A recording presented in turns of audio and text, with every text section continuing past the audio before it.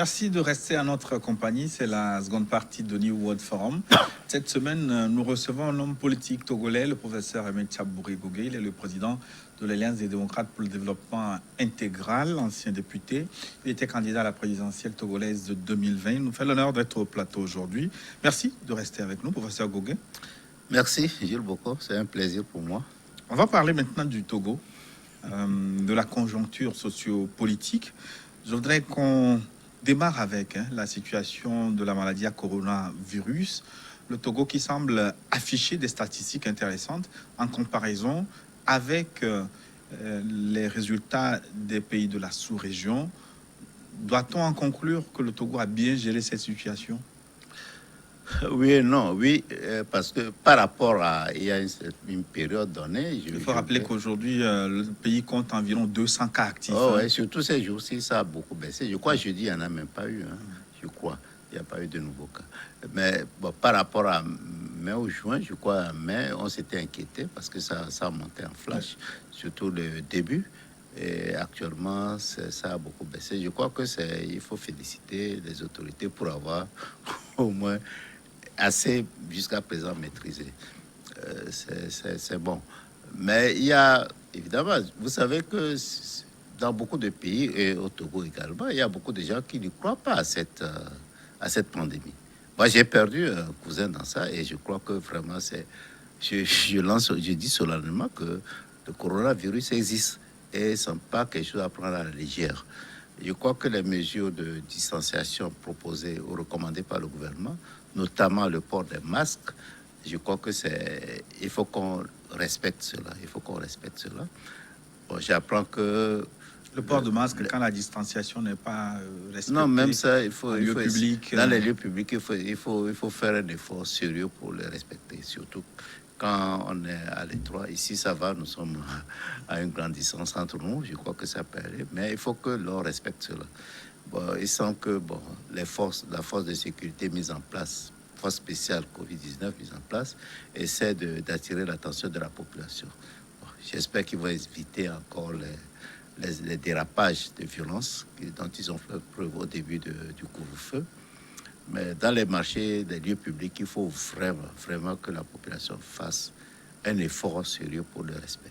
Mais vous avez félicité les pouvoirs publics. Ça veut dire que le gouvernement togolais est capable aussi de bonnes choses. Bien sûr, un être humain, il y a jamais, surtout, je suis critique. Je peux pas. Un être humain n'est pas né totalement mauvais. Un être humain, s'il est incapable de faire quelque chose, au moins une bonne chose dans la vie. Évidemment, il y a des points où ça ne va pas. Ce problème de confinement 15 jours et puis 500 000 pour payer les frais de confinement, je crois que c'est un peu exagéré. Mais en même temps, on peut comprendre, c'est peut-être une attitude pour freiner les déplacements inutiles, pour dissuader les déplacements inutiles. Si c'est dans cet esprit, je crois que c'est bon. Mais si c'est pour autre chose, je crois que c'est pas bon. Mais comment vous l'expliquez quand les autres pays ont eu beaucoup de difficultés à faire face à la situation et c'est le Togo qui semble afficher ces chiffres-là? Est-ce que c'est un hasard? Est-ce que c'est le fruit d'un travail bien mené? Bon, je crois peut-être il y a eu une coïncidence ou bien je crois que les mesures prises aussi aident un peu, ont aidé certainement. Il faut, comme je dis, il faut s'en féliciter pour ça. Mais il y a le fait, le contrôle, vous savez, il y a une grande partie, au début, une partie des cas confirmés ont été contaminés par de l'extérieur. Donc, le fait d'avoir maîtrisé assez rapidement l'afflux des gens à l'intérieur du pays, ça a aidé. Peut-être c'est ça qui explique les mesures prises pour le confinement, arriver 15 jours et puis payer 500 000 francs, qui se trouve un peu exagéré, mais c'est difficile. Pour certains qui veulent voyager, c'est compliqué. Mais on vous a vu, vous les partis politiques, un peu en retrait? Non, pas du tout. De la riposte? Non, pas du tout.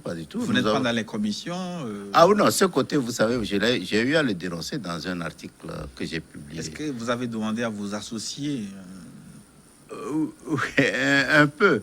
On a demandé, pas demandé en tant que tel, mais on a manifesté que dans une crise pareille, il faut associer tout le monde. Ça, je l'ai fait et je l'ai écrit. qu'il faut associer tout le monde. Ça ne veut pas dire nécessairement que le gouvernement va accepter ce qu'on propose, mais quand même, il vaut mieux prendre l'avis de beaucoup de personnes qui sont... Surtout que c'est une nouvelle... C'est une période, une crise difficile et une crise nouvelle qui a frappé le pays, qui a frappé le monde. Donc, ce serait bon de tenir compte de la compétence d'une large partie de la population. Je rappelle que les téléspectateurs peuvent commencer par vous poser des questions. Ils sont très, très nombreux d'ailleurs à vouloir des réponses de vous sur certaines questions spécifiques. Ils peuvent nous écrire à travers nos réseaux sociaux, nos comptes Facebook, WhatsApp et Twitter. Nous aurons donc l'occasion de vous relayer les différentes questions posées d'un moment à l'autre. Le deuxième sujet que je voudrais qu'on aborde, c'est le sujet politique, le climat post-électoral, qui continue d'être alimenté par la contestation du candidat Agboyome Kodjo, qui finalement a pris ou aurait pris la tangente. Quelle tangente? Est-ce que vous savez où il est actuellement? Peut-être il faut demander à Yark, au ministre de la Sécurité. Moi, je ne sais rien. Est-ce qu'il est dans le pays ou bien à l'extérieur? Ça veut dire que vous n'avez pas de contact avec lui? Non, ce n'est pas le fait d'avoir ou de ne pas avoir de contact. Si c'est ça en insécurité... Vous savez, mais vous ne voulez pas dire. Non, je ne sais pas. Si c'est ça en insécurité, c'est mieux de ne pas être en contact avec beaucoup de personnes. Donc, un mandat d'arrêt international a été lancé. Je trouve que c'est trop forcé, c'est un peu trop... C'est exagéré pour moi. Et comme je l'ai dit, je crois que j'étais venu ici en mars, je l'ai dit, ou bien en tout cas lors de sa première interpellation, je crois que c'est une affaire politique qu'il faut régler ça politiquement. Il ne faut pas mener ça sur le plan judiciaire. C'est une contestation politique que presque tous les autres candidats, moi, je ne suis pas satisfait de ces résultats proclamés. Je dis que les élections, il faut les annuler. Ça veut dire que je conteste également ce qu'ils ont proclamé. Donc, c'est une contestation. Mais il y a eu une autoproclamation, il y a eu une préparation d'investiture. Est-ce que nous étions encore dans le cadre de la contestation? Oui, c'est dans le cadre de la contestation. C'est dans le cadre de la contestation. Vous savez, on ne peut pas... Dans le cadre d'une contestation, si un candidat s'autoproclame et organise une cérémonie d'investiture, est-ce que ça ne quitte pas le terrain Vous savez, vous voyez, quand une crise est dure et est profonde ainsi, il est possible qu'il y ait quelques... je ne dirais pas dérapage, mais qu'il y a des contestations qui vont un peu plus loin que la normale, mais il faut être en mesure de pouvoir gérer cela et non avoir recours à la justice qui, dans la mesure d'abord, les gens ne sont pas confiants à cette justice. Si la justice était un élément crédible dans ce pays, des régulateurs dans la société qui était crédible, je crois que ça aurait pu passer. Mais connaissant la justice ici, je crois que c'est pas un bon processus. Mais professeur Gougué, si vous ne croyez pas en la justice, pourquoi vous allez à des élections Pas que nous ne croyons pas à la justice. Bon, nous osons espérer que comme le Saint-Esprit est descendu, nous croyons que le Saint-Esprit allait descendre sur nos institutions. Mais bon, on ne croit pas à la justice. Disons que la justice n'est pas... C'est difficile d'avoir confiance à la justice. Justement, la question, c'est ça. Si vous n'avez pas confiance dans cette justice... Alors, qu'est-ce qu'il faut faire? Oui, pourquoi vous allez participer à des élections? Non, qu'est-ce qu'il faut faire alors? Puisque c'est en dernier ressort la justice qui va... Nous sommes dans un système assez... Qui a accepté d'ailleurs votre candidature et qui va valider votre élection. Non, ça, vous avez raison de le dire. Mais en même temps, la question de savoir quelle est l'alternative qu'on a. Ou bien on va dans la violence. Vous savez que Adi est dans un parti non violent. Nous osons espérer que la justice va, que les hommes qui incarnent cette justice vont au moins avoir le Saint-Esprit pour penser à la situation togolaise, pour proclamer des résultats corrects. Mais malheureusement, nous voyons que ça ne change pas. Nous sommes dans un cercle infernal. Il faut qu'on arrive à trouver une solution pour s'en sortir. Mais ce qu'on a remarqué aussi, c'est... Est-ce qu'il faut l'appeler manque de soutien? Vous ne vous mobilisez pas pour défendre la cause d'Agboyome Kodjo, ni pour réclamer sa victoire? Non, sa victoire, c'est trop dire. Pour défendre la cause, parce que moi, je vous ai dit plusieurs fois que je ne crois pas à ces élections. Donc, c'est difficile pour moi de dire que telle personne a gagné ou n'a pas gagné. Bon, pour moi, c'est très clair ce sujet. Donc, je ne peux pas défendre la victoire de quelqu'un alors que je ne crois pas qu'il y ait eu match.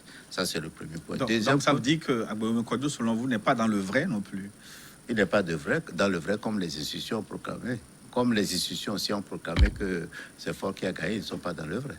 Donc vous renvoyez dos à dos Fort Gnassingbe et Guillaume Kodjo. Bon, c'est trop facile de le dire. Je dis qu'il n'y a pas eu d'élection. Donc, c'est ce que moi j'ai dit. Bon, maintenant, est-ce que ça rend compliqué la situation? Mais nous sommes tous d'accord que Agueme ne devait pas être poursuivi ainsi. Agueme ne doit pas être poursuivi sur le plan judiciaire pour une contestation. Il est libre de dire qu'il a gagné. Quelqu'un d'autre aurait pu se lever aussi dire qu'il a gagné. Où est-ce qu'on va avec ça? C'est ça notre situation. Oui, mais malgré tout, est-ce qu'il n'y avait pas, en tant que candidat de l'opposition, Oui. un devoir de le soutenir? Soutenir dans quoi? On l'a soutenu dans le fait qu'il est poursuivi. Vous savez, j'étais parti chez lui, etc. J'ai écrit même plusieurs fois sur ça. Mais moi, je ne peux pas soutenir le fait qu'ils disent qu'il a gagné. Ça, c'est deux choses différentes. Oui. Mais je le soutiens dans son rôle de contestation des résultats. Nous avons dit pour nous, soit on annule les résultats, soit les élections, soit on refait le comptage des voix, bureau de vote par bureau de vote. Ça, nous l'avons clamé haut et fort plusieurs fois. Mais dire que nous allons le soutenir, qu'il a gagné, ça, c'est un pas que le parti a dit ne sera franchi. Nous avons quelques questions. On va commencer par y répondre. 91 59 89, 91 59 89. Alors, bonjour. Deux questions solennelles pour Monsieur Gogué. La première question, comment appréciez-vous la levée de l'immunité parlementaire de Monsieur Guillaume Kodjo? Deuxième question, dites-nous la main sur le cœur, sinon la conscience. Selon vos procès-verbaux de l'élection présidentielle 2020, qui a gagné? C'est Coco qui nous écrit. Alors, première question, on vous interroge sur la levée de l'immunité parlementaire d'Agbéome Kodjo. J'ai répondu directement à cela. La levée, je trouve que c'est totalement inutile et justifié. Et il faut voir même si les procédures ont été correctement respectées. Ça, je ne me rappelle pas, mais je ne suis pas... Donc ça, il faut le voir. Il semble qu'il ne s'est pas présenté à la séance du de la commission parlementaire qui devait en parler, et la précipitation dont a été fait, c'est pas correct. Bon, pour nous, c'était pas, ça a été levé parce qu'on voulait le poursuivre en justice. Mais comme je vous l'ai dit, l'action de justice n'était pas justifiée pour moi. Donc pour moi, la levée de l'immunité parlementaire n'était pas justifiée. Vous vous rappelez, on a fait un autre cas, dans le cas de Targon en 2016, je crois. Je me rappelle plus à quelle année, mais là également, c'était pas justifié. Bon. En ce qui concerne M. le conscience qui a gagné les élections, je l'ai dit, pour moi, personne n'a gagné les élections. Mais si on veut tenir compte des PV traficotés que nous avons, c'est Fort qui a gagné. Mais ces PV n'ont aucun sens. Vous voyez, donc les PV qu'on a actuellement, c'est que Fort a gagné, mais ces PV n'ont aucun sens. Parce que les gens beaucoup de nos militants ont été renvoyés des bureaux de vote, d'autres ont été forcés de signer, etc. Comment vous pouvez accorder un crédit à ces PV? Mais est-ce que vous avez obtenu les PV? Non, j'ai des PV, j'ai beaucoup de PV. Que disent ces PV? C'est extraordinaire. Est-ce que vous les avez analysés? Certains cas, oui, on a regardé. Dans certains cas, Fort à 150% des inscrits, plus de 100% des inscrits. Dans d'autres, je me rappelle un cas qui m'a fait tellement rire, c'est que nous tous, nous avons... Non, et partout, c'est Fort qui a tout pris. Et puis ensuite, à la fin, là, le dernier bureau de vote, on a donné une voix à Jean-Pierre, une voix à Guillaume et une voix, on m'a donné aussi une voix. Pourquoi vous n'exhibez pas ces documents comme preuve? Pourquoi vous n'avez pas comme preuve de quoi? la Cour constitutionnelle? Non, si on envoie ces PV, ça montre que c'est Fort qui a gagné, avec des éléments qu'il y a eu en amont. Oui, mais les cas que vous citiez là, ça aurait pu... N'importe quoi. Non, ça, on n'a pas confiance. Non, je crois qu'il ne faut pas parler de ces élections comme un événement. Point. Malheureusement, ça... Donc vous souhaitez oublier rapidement ces élections pour passer à autre chose? Oublier, oui et non. Oublier, oui et non. Parce que si... oublier, ça veut dire il faut laisser les gens continuer comme c'est des élections qui étaient normales, ils ont caillé, ils vont continuer à gouverner. Ça, c'est plutôt difficile. Voilà. Alors, Hakim vous salue dans la plaine du mot. Nous pouvons continuer par recevoir les téléspectateurs dans un moment. quel avenir politique, comment vous pensez qu'on peut régler le cas Agbeome Kodjo Non, on l'a proposé, on pense que c'est un règlement politique qu'il faut. Mais comment il faut le faire, ça, je ne sais pas. Bon, il faudra discuter, il faudra qu'on discute. Même sans pas, bon, évidemment, le cas Agbeome Kodjo, c'est ça qui frappe, mais c'est le cas politique togolais qu'il faut régler. On ne peut pas continuer à vivre comme par le passé et le pays s'enfonce, le pays est bloqué et je ne crois pas que ce soit une bonne chose. Mais je crois que le recours à la justice pour régler le problème actuel n'est pas une bonne voie. C'est pas une bonne voie. Après la présidentielle, viendra dans quelques semaines, dans quelques jours, la formation d'un nouveau gouvernement. Est-ce que Adi est intéressé? À quoi? Mais ils ont gagné à 70%. Comment ils vont nous prendre comme membre de gouvernement? C'est beaucoup. Ils ont suffisamment de force pour pouvoir gouverner le pays. S'ils pensent que les pays ont le soutien de 70%, de plus de 70% de la population, ce n'est pas nécessaire. C'est ça. Donc, s'ils pensent qu'il y a une crise, bon, il faut qu'on s'assoie. À partir de là, on peut penser à autre chose. Ben, ça veut dire que vous déclinerez des invitations si vous êtes appelé au gouvernement. Je ne pense pas que le parti accepterait une main tendue. Vous ne pensez pas, ça veut dire que vous laissez une petite porte ouverte, sinon une fenêtre? Une porte, pas une fenêtre, une large porte ouverte à quoi? À l'entrée d'Adi au gouvernement. Ah non, non, pas une fenêtre. Disons que s'il y a dialogue, il y a discussion, ça, on se met d'accord sur une feuille de route très claire, ça c'est possible. Oui, mais si c'est une main tendue, si c'est non. C'est-à-dire entrer au gouvernement sans avoir discuté de ce qu'il faut faire, non, c'est pas la peine. Ça veut dire que vous n'avez pas été approché pour le moment? Pour le moment, je ne sais pas, non. Comment vous ne voulez pas savoir? Pourquoi vous ne voulez plus dire les choses? Non, est-ce que j'ai pas. Il y a eu des discussions de couloir. Est-ce que vous avez été approché? Quelle discussion de couloir? Non, il n'y en a pas eu. Pas du tout. Pas du tout. Ça veut dire qu'on ne verra pas Adi dans le prochain gouvernement? Non, je dis il n'y a pas eu de discussion de couloir. Bon, je ne sais pas quand ils vont former le gouvernement. Mais s'il n'y a pas de dialogue, si on n'arrive pas à avoir des conclusions sur ce qu'il faut faire, c'est non. Adi ne sera pas dans le gouvernement. Mais s'il y a des discussions préalables avec l'opposition pour voir ce qu'il faut que le gouvernement va faire durant les prochains temps, oui, ça c'est possible. Mais si c'est pas entendu, ça veut dire qu'il y a un plat à venir manger, la probabilité est quasi nulle. Quasi nul, ça veut dire qu'il y a quand même 0,0. Non, dans la vie, on ne peut pas dire 100%, mais c'est 99. On ne dit jamais 99. 91 62 16, 91 62 16, c'est notre fidèle téléspectateur Tagba qui nous écrit de Kara. Alors, une question et en même temps une proposition à l'invité pour permettre à l'opposition de parvenir au pouvoir. Bah, voilà, ça, c'est bon, ça.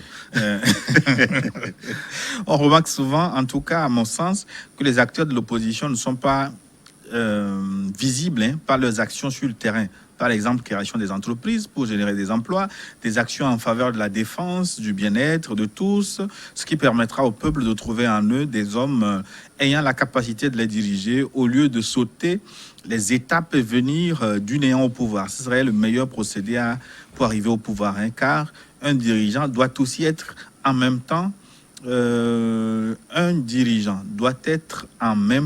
capable de puiser dans sa poche pour le bien du peuple. C'est ce que nous dit Tagba de Kara.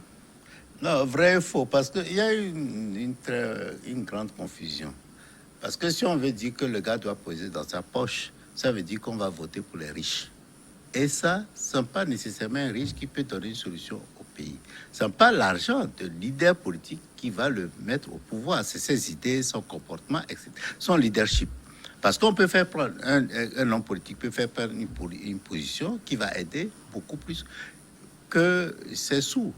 Donc, je crois qu'il faut faire attention dans beaucoup de pays développés. Si vous faites attention même, les gens n'insistent pas dans les pays développés, lorsqu'ils font campagne, ils n'insistent pas. Ah, j'ai fait ça, j'ai réalisé ça. Non. Qu'est-ce que je vais faire pour vous? C'est ça. Maintenant, si la personne a de l'argent, comme tout autre citoyen, tout citoyen togolais doit pouvoir mettre la main à la poche pour réaliser des choses pour sa collectivité, pour la population togolaise. Ce n'est pas parce qu'il est en politique, ce n'est pas parce qu'il cherche le pouvoir, mais c'est parce il aime ses concitoyens.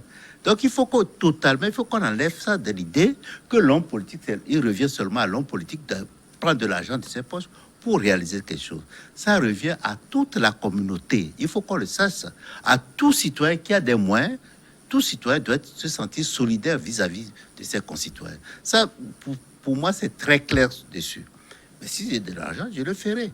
N'oubliez pas encore, le fait que même on s'engage dans la politique, c'est une action qu'on fait. Parce que, vous savez, tous les militants des partis politiques ne cotisent pas. Les partis fonctionnent beaucoup grâce au fond des leaders politiques, des responsables politiques. Presque tous les partis politiques d'opposition. Donc, leur demander de réaliser encore quelque chose, vraiment, c'est trop demandé. Si vous faites ça, c'est ça qui explique en partie après la corruption. Et ils vous reprochent de ne pas être visible. De ne pas être visible en faisant quoi? C'est ça. Oui. Ils pensent qu'on doit réaliser des choses. Mais beaucoup d'hommes politiques font sur le terrain. Moi, je vais beaucoup sur le terrain. Pas les sensibilisations, mais en créant des entreprises, oui, mais... en octroyant des emplois. Oui, c'est ce que je dis. Si vous pensez que c'est ça, l'action de l'homme politique, vous vous trompez. Vous vous trompez. Ça veut dire que celui qui est riche, c'est lui que vous allez voter parce qu'il sera plus visible. Entreprendre, c'est pas forcément une question de riche. Vous pouvez avoir des idées, solliciter des partenariats. Oui, mais ça, si vous avez des idées, vous savez combien de temps ça nous prend l'action politique. Mais si vous avez des idées, vous allez le faire. Ça, c'est pas exclu que vous le fassiez. Vous savez, dans ce pays, comment c'est difficile d'avoir des partenariats lorsque vous n'êtes pas en tout cas, vous n'êtes pas du parti au pouvoir. C'est très difficile. 99, 52, 59, 99, 52. 59, sa question est très claire. Professeur Gogué, si Faure Gnassingbé vous appelle et vous confie la primature, vous nomme Premier ministre, est-ce que vous allez dire oui ou non? C'est Félix qui nous écrit de Paris. Il n'y a pas de question simple dans la vie. Je vous ai déjà dit, je vous ai donné une réponse. Ça, c'est entrer au gouvernement. Maintenant, c'est le jackpot. Non, c'est la même chose, c'est la même chose. Certains d'entre vous réclament la primature. Ils n'ont qu'à réclamer. Non, ça, eux. Non, disons que si vous vous mettez d'accord clair sur quelque chose que vous allez faire, dans un délai, dans une période donnée, il n'y a pas de problème. Mais si c'est-à-dire, vous nommez Premier ministre comme un trophée qui met devant les Togolais, c'est non. Voilà. Non, même pour le poste de Premier ministre. Oui, non. C'est la même chose, c'est dans le gouvernement. Nos premiers ministres, ils ont quel pouvoir en fait ici? Ils n'ont pas de pouvoir. Peut-être parfois même c'est mieux d'être un ministre avec un portefeuille précis que d'être Premier ministre ici. Peut-être que vous, individuellement, vous avez des indemnités, vous avez un titre ronflant, mais capacité d'agir sur le terrain, peut-être que c'est limité. Je voudrais qu'on parle maintenant de l'opposition politique. Oui. Après la présidentielle de 2020, qu'est-ce qui vous reste? Dans quel état d'esprit vous trouvez-vous maintenant? C'est difficile à dire parce que bon, peut-être que Covid-19 aidant, les actions sont un peu limitées sur le terrain, même si on essaie un peu d'entreprendre des choses, c'est plutôt difficile. La deuxième chose, c'est le fait qu'on ne s'entend pas sur les stratégies communes à mener. Ça aussi, ça crée un choc,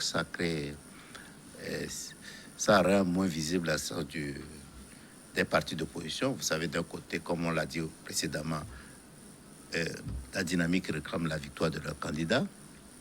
Nous disons qu'il faut reprendre les élections. On n'arrive pas à trouver un terrain d'entente pour agir en commun. Je crois que c'est une période, c'est très, très difficile. Et puis, le comportement des compatriotes sur les réseaux sociaux n'aide pas. C'est la première fois que je vois ce comportement où... En fait, même, je réfléchissais ce matin, je me dis, mais est-ce que ce n'est pas un indicateur même de ce qui se passe avec les petites filles, les jeunes filles qui sur les... C'est-à-dire nous n'avons plus aucune référence morale. Je dis souvent que nous ne vivons pas une crise politique, on vit une crise morale. Vous voyez, je parle des sexes comme ces staples-là. Oui. Oui, mais ça traduit, si vous rapprochez ça avec le comportement, avec ce qui se dit sur les réseaux sociaux, mais ça veut dire que nous n'avons aucune référence morale. Qu'est-ce qui se dit sur les réseaux sociaux? Mais n'importe qui se lève, insulte n'importe qui, n'importe comment, sans réserve. Mais moi, je n'ai pas appris ça. C'est la première fois que je vois ces choses comme ça. Alors, si des adultes sont capables de se comporter ainsi, il est normal que c'est l'exemple. Les filles aussi, les petits, pas les filles, les enfants, les jeunes adolescents aussi pensent que tout est permis. Oui, mais est-ce que vous, acteurs politiques, vous ne faites pas la même chose? même en campagne électorale, moi j'ai vu des injures grossières, En tout cas, certains des le font. attaques. Oui, mais ça ne fait que refléter ce que je dis. Mais donc, c'est pas Bon, au simplement niveau de sur la les réseaux sociaux. Vous, hommes politiques, vous êtes concernés également. Non, certains le font, mais ils ne sont pas aussi élevés que ça. Mais les réseaux sociaux actuellement, là, ce qui se passe actuellement, c'est indicible. Donc ça traduit effectivement le comportement de ces jeunes enfants, de ces jeunes adolescents, ne font que refléter ce comportement que nous avons d'une manière générale, c'est-à-dire une crise morale difficile qu'il faut résoudre.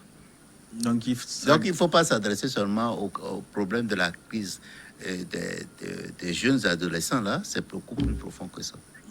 Alors, après la présidentielle de 2020, est-ce que vous avez déjà fait le bilan pour savoir ce qui a marché, ce qui n'a pas marché? Bien sûr. Dès le lendemain, on a fait le bilan.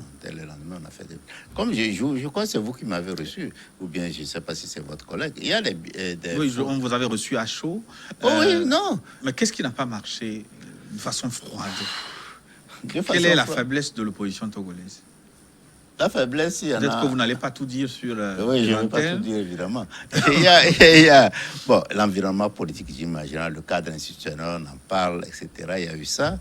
Il y a eu le fait que... Je parle de vos propres faiblesses. Les autres, vous en parlez non, c'est ça. Je voulais te dire qu'il y a une faiblesse externe à nous. Ouais. Et puis la faiblesse interne à nous. La faiblesse interne à nous, c'est bon, peut-être le manque de ressources. Et la faiblesse de l'organisation interne, et puis le manque de ressources humaines, ressources financières au début, ressources humaines, organisation qui n'ont pas très bien. Je voudrais commencer par les ressources humaines. Hein. Oui. Les ressources humaines, vous savez, beaucoup de Togolais ont peur de s'afficher. Que vous avez le peuple avec vous. Donc... le peuple, mais il faut aller voir le peuple. Il faut sensibiliser le peuple, il faut les appeler à travailler, à voter massivement. Bon, peut-être on a obtenu ça, mais sachez qu'il faut des gens. Par exemple, si vous prenez toute la région des savanes, je peux dire qu'il n'y a pas une vingtaine de cadres qui ont quitté Lomé pour aller faire campagne pour l'opposition. Il n'y en a pas eu. Alors que le parti au pouvoir, il y avait eu des milliers. Oui, avec ça, c'est très difficile. Mais ça ne veut pas dire qu'il y a beaucoup de cadres qui adoptent, qui pensent, qui se disent qui sont avec l'opposition, mais qui n'osent pas s'afficher. Ouais, ça, c'est toujours une grosse difficulté. Aussi longtemps que les Togolais n'arrivent pas à avoir le courage, à s'exprimer volontairement, c'est difficile. Et ils ne s'expriment pas, ils vont dire qu'ils sont pour vous, mais ils vont faire de la campagne, même si c'est contre leur volonté, mais ils vont faire quand même campagne pour unir. Ouais. Donc ça, c'est... Et je crois que cela s'explique. Tous les partis politiques, je crois qu'on connaît ce problème. Mais les faiblesses dont vous parlez ne datent pas d'aujourd'hui. Vous les connaissez. Ça, c'est empire. Moi, je n'ai rien entendu de nouveau. Oui. Qu'est-ce que vous aviez fait avant les élections pour corriger On le fait. Mais qu'est-ce que tu veux? Lorsque vous expliquez aux gens que vous devez être en mesure de vous afficher, même si vous ne vous affichez pas, ben, essayez de contribuer ou bien de parler indirectement à vos parents. On le fait toujours. Ça se fait. Moi, j'ai écrit des lettres ouvertes ou bien j'ai adressé aux gens, mais malheureusement, ça ne donne pas. Est-ce que, de plus en plus, je trouve que les gens sont plus intéressés par leur propre sécurité, intérêt. C'est ça que je regrette. Mais malheureusement, il faut s'en rendre compte. Bon, on espère que travailler avec la population à la base, ça peut aider à contrebalancer ce comportement. Vous avez parlé de ressources financières aussi. Oui. De ce côté-là, quel travail vous faites pour remédier à la situation? C'est la même chose. Les ressources financières, on demande aux gens, bon, nous sommes en train de faire des formations pour trouver d'autres moyens de financement, ou bien, en tout cas, mobiliser ce qu'on a. Mais sachez que chaque jour, on répète aux militants, vous devez cotiser. Malheureusement, ça ne passe pas. Les hommes d'affaires ont peur de financer. Évidemment, je crois la loi sur le financement même interdit le financement des personnes morales et même de l'étranger aussi. Mais quand même, il y a des gens, des individus qui peuvent contribuer. Mais malheureusement, ils ont peur en pensant qu'ils peuvent être identifiés et perdre des marchés ou bien avoir des problèmes dans le pays. Non, la peur joue un grand rôle dans l'échec aussi de l'opposition. La peur des citoyens sur les représailles physiques ou financières, ça joue. David a le mérite d'avoir à cet instant la même question que je voudrais vous relayer. 93 25 25, 93 25 25. Alors, bonjour professeur, peut-on dire que l'opposition togolaise est perdue? Pas l'opposition a perdu, hein. Est-ce que l'opposition est perdue? Auxiliaire être. Quelle action a dit compte mener pour redonner une force à cette opposition? David nous écrit de Cara. L'opposition est perdue. Non, non, non, non. Non, Parce que, oui et non. non, Vous non. êtes quand même quelque peu déboussolé. C'est un peu complexe la situation que nous vivons. C'est la première fois qu'on vit cette situation, si je peux interpréter la pensée de David. Mais qu'est-ce que nous pouvons faire? Bon, on l'a dit au début, hein, c'est la sensibilisation. Il faut que nous sensibilisons la population. Peut-être que ça peut prendre plus de temps qu'on l'espérait, mais nous devons sensibiliser la population qu'elle doit se prendre en main et que c'est d'elle que viendra en tout cas la démocratie et la consolidation de la démocratie dans le pays. C'est tout. C'est la seule voie. 99 89 36 99 89 36. Alors, merci beaucoup pour l'émission. Merci à vous aussi pour votre fidélité, surtout votre interactivité. Pour moi, c'est de conseiller à tous les politiciens de faire leur visibilité à travers des personnes concrètes, dignes, vrais militants de votre parti populaire dans la zone cible, hein, même n'ayant pas de moyens financiers pour réaliser quelque chose dans les zones de ces gens, le parti peut aller à la victoire de moins 40%, ce qui assure que vous allez bien remporter d'ici peu. Ayoua, qui nous écrit de Sotoubois, Ayoua, Chamilakasi. Non, je suis d'accord avec lui. C'est ce que nous disons souvent à nos militants, parce que parfois ils se comparent, les partis d'opposition aux partis UNIR. Ils pensent qu'à chaque déplacement, il faut de l'argent, alors qu'il y a des actions qui vont mener sans nécessairement avoir besoin de ressources financières. Donc, il faut arriver à les convaincre que le parti est différent. Évidemment, et même c'est ce changement qu'on veut. Ça, c'est le premier point. On leur dit également que tout endroit, vous êtes en mesure de sensibiliser, que ce soit vos camarades, vos collègues de travail, vos amis, votre famille, etc. Ce travail doit être permanent. Malheureusement, les gens de l'opposition parfois pensent que c'est bon d'être entre eux, entre camarades, entre militants de l'opposition, mais malheureusement, ça ne permet pas au parti de grandir. Donc, il faut pouvoir avoir le courage de dépasser ses amis, ses cadres, son cadre habituel, pour discuter avec les gens de l'autre côté, avec nos frères d'unir, pour essayer ou bien ceux qui paraissent neutres, pour pouvoir les convaincre que l'action sociale, l'action politique du côté de l'opposition est une bonne chose. Donc, c'est ça, l'opposition est bien. Mais l'aide de Sotoubois, il doit savoir ce qui s'est passé lors des élections présidentielles passées. Et il doit le savoir que ça n'a pas été du tout facile pour l'opposition là-bas, etc. Il doit le savoir. Daniel Afaninou, 90 34 75, 90 34 75. Il a 3 questions pour vous. La première, est-ce qu'il ne serait pas important ou intéressant que les opposants mutualisent leurs efforts et en mettant ensemble les fonds dépensés pour les campagnes pour créer des entreprises, réduisant ainsi le chômage? 2, quel doit être, selon vous, président du parti a dit, le profil du prochain Premier ministre? 3, que pensez-vous des dérapages sexuels des élèves ces derniers moments dans les établissements scolaires? Première question, mutualisation des efforts de l'opposition. Non, première position, je suis d'accord avec lui. Nous avons pensé à la mutualisation, mais ce qu'il propose, c'est-à-dire mettre nos ressources ensemble pour réaliser des créations d'entreprises, ça, je vous dis, ce n'est pas par ça qu'on peut arriver. Il faut créer. Nous menons des actions politiques, non pas parce qu'il faut créer des entreprises. Il faut créer un cadre pour que la création des entreprises, l'esprit d'entreprise puisse s'épanouir dans le pays.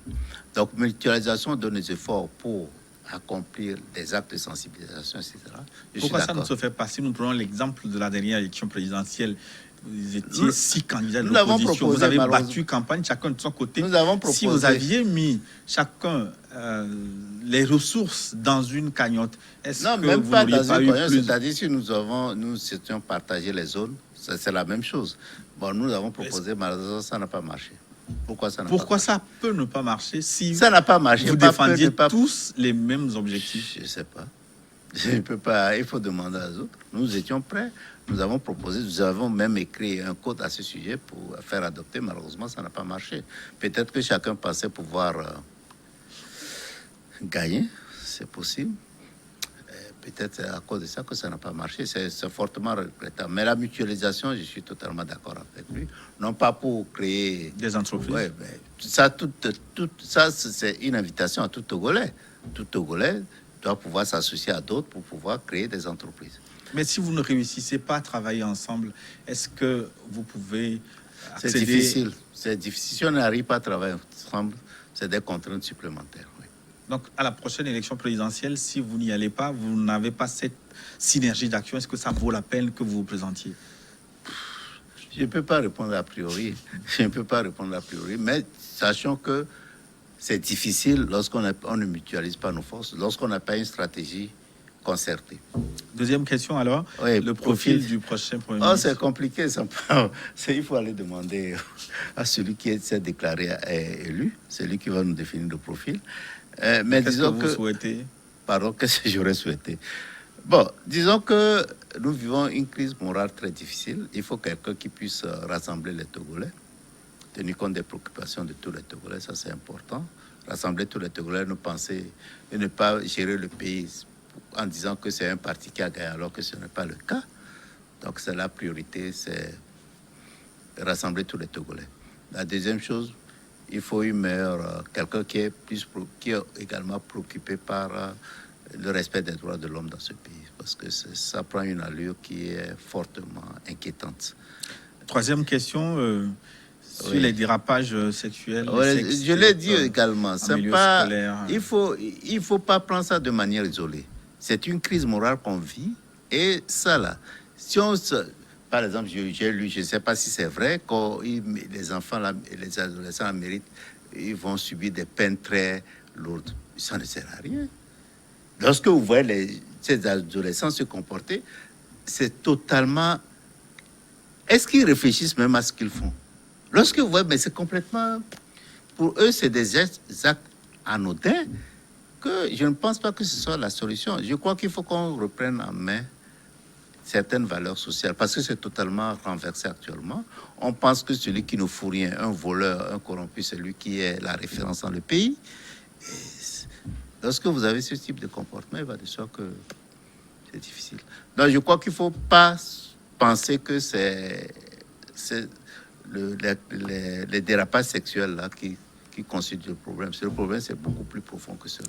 99, 68, 76, 99, 68, 76. Pour ma part, je pense que les politiciens togolais doivent repenser la façon de faire la politique. Les leaders politiques doivent commencer par l'éducation de leurs militants.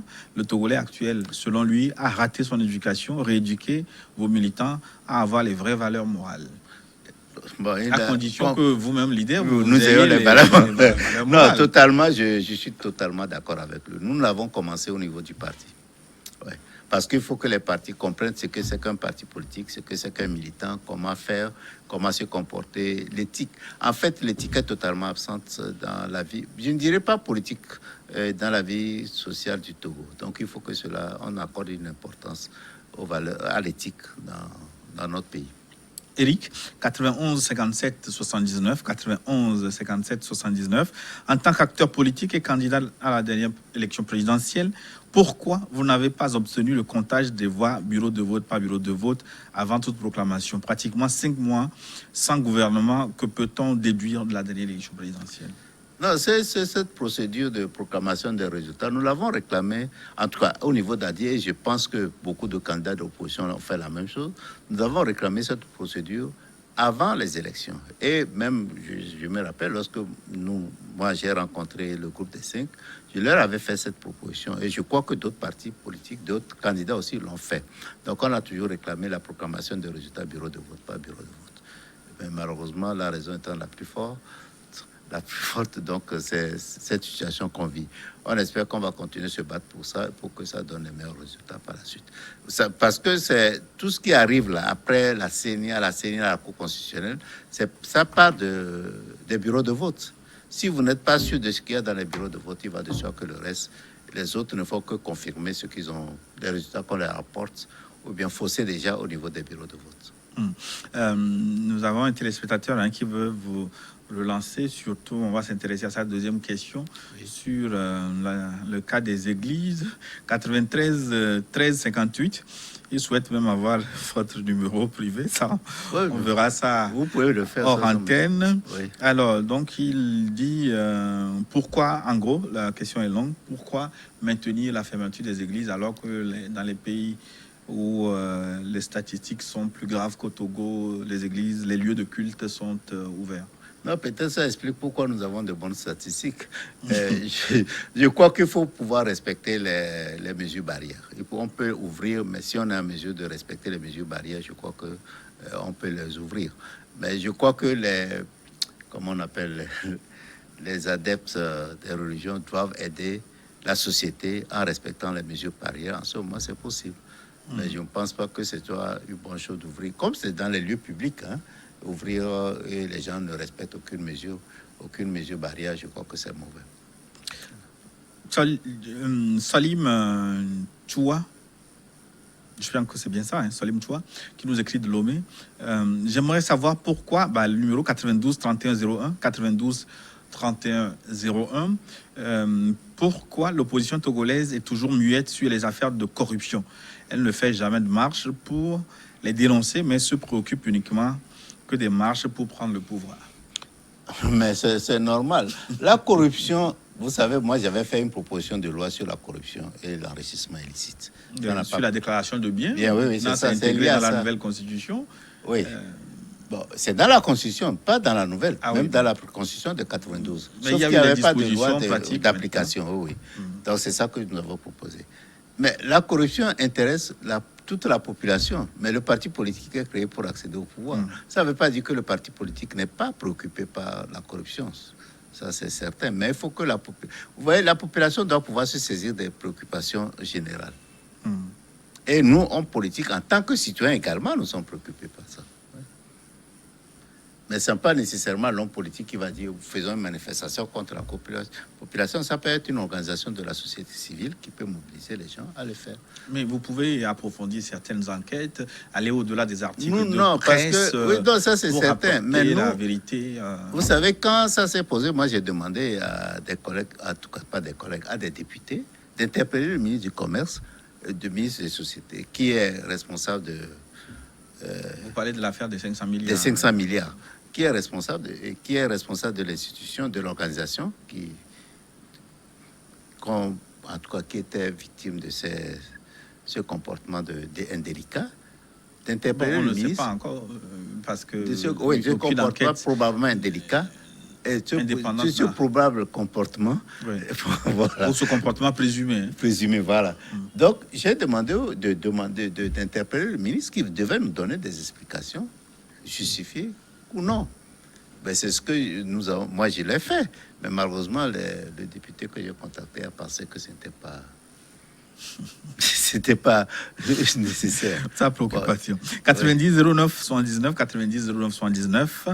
Alors, parlant de la visibilité de certains partisans de l'opposition sur le terrain, il est vrai qu'il y a une certaine crainte, mais au cas où quelqu'un est menacé partout, les moyens, ces leaders n'ont pas de force. Il va falloir au moins 20 ans avant qu'on ne distingue la chèvre d'une antilope. J'ai pas compris, mais Japanga. Je crois que ce qu'il veut dire, c'est la peur. Mais ça, c'est vrai, la peur existe. Et nous agissons. Je sais que beaucoup de mes militants ont été inquiétés lors des élections présidentielles et après les élections, surtout après les élections présidentielles. Et nous avons agi pour qu'on les laisse un peu tranquilles. Bon, le Covid aidant, je crois que ça a cessé un peu actuellement. Donc, nous intervenons lorsque nos militants sont inquiétés et on intervient pour essayer de faire appliquer la justice. On réussit, mais parfois aussi on échoue. Les téléspectateurs, ils sont très très nombreux à vouloir vous poser des questions. On va prendre une dernière, on ne pourra pas répondre à tout le monde malheureusement. Et merci de votre interaction. On va répondre à Germain qui nous écrit à Dido Gomessier. Professeur, ne pensez-vous pas qu'après le numéro 91 53 98 91 53 98. Alors, ne pensez-vous pas qu'après 30 années de lutte pour une alternance, il est temps que les leaders de l'opposition s'unissent et mettent de côté leur intérêt personnel pour avoir ce changement tant attendu par les Togolais? Non, ça, c'est beaucoup les gens le disent. Hein. Intérêt particulier, individuel, ça m'embête. Ça m'embête de ne pas être d'accord avec ces affirmations. Parce que, évidemment, on dirait avec La Roche que les gens sont mus par les intérêts particuliers, mais ça dépend de ce que vous mettez dans l'intérêt particulier. Un intérêt pour un individu, un intérêt particulier peut être le respect des droits de l'homme. Pour lui, c'est sa grande préoccupation. Ça peut être son intérêt.